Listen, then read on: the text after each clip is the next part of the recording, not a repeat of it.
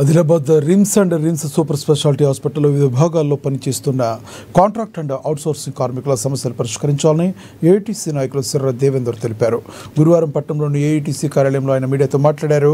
కార్మికుల కోసం ఏఐటీసీ చేస్తున్న పోరాటాలకు ఆకర్షితులై దాదాపుగా 35 మంది కార్మికులు తమ సంఘంలో చేరినట్టుగా తెలిపారు.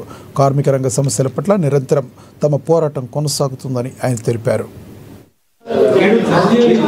ఈరోజు Telangana medical contract and workers యూనియన్లో రిమ్స్ సూపర్ స్పెషాలిటీ కార్మికులు, సెక్యూరిటీ గార్డులు, అలాగే సూపర్వైజర్లు, పేషెంట్ కేర్లు, శానిటేషన్ వర్కర్లు ఏఐటీసీ పోరాటాలకు ఆకర్షితులై దాదాపుగా 30 నుండి 35 మంది ఇలా ఏఐటీసీలో చేరడం జరుగుతుంది. రానున్న రోజులలో కూడా ఇప్పుడు రిమ్స్ మరియు సూపర్ స్పెషాలిటీ కార్మికులకు కృష్ణా కాంట్రాక్టర్ గారు ఉండే ఏజెన్సీ అయితే కలెక్టర్ గారు వారి పనితీరు బాగులేదని చెప్పేసి వాళ్ళ ఏజెన్సీని రద్దు చేసి ఇప్పుడు కలెక్టర్ గారు రిమ్స్ డైరెక్టర్ గారు ఆధ్వర్యంలోనే దాదాపు 3 నెలల నుంచి శాలరీలు ఇవ్వడం జరుగుతుంది.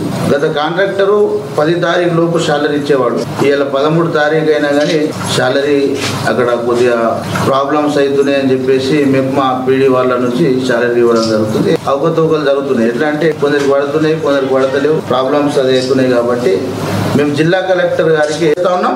లేని పక్షంలో రానున్న రోజులలో పోరాటాలు ఉధృతం చేస్తామని చెప్పేసి చెప్తా ఉన్నాం. రిమ్స్ డైరెక్టర్ గారు మీరు ఏం చేస్తారో ఏం చేయరో ఈ ఒక 4-5 రోజులలో మీరు పిఎఫ్ కమిషన్తో మాట్లాడతారా, జిల్లా కలెక్టర్ గారి ఆదేశాలు తీసుకుంటారా, లెటర్లు పెడతారా మాకు తెలియదు. కార్మికుల పెండింగ్ 4 నెలల పిఎఫ్ మాత్రము వెంటనే ఇచ్చే విధంగా చర్యలు తీసుకోండి, లేకుంటే ఏఐటీసీ ఆధ్వర్యంలో పోరాటాలు తప్పవని చెప్పేసి మరికి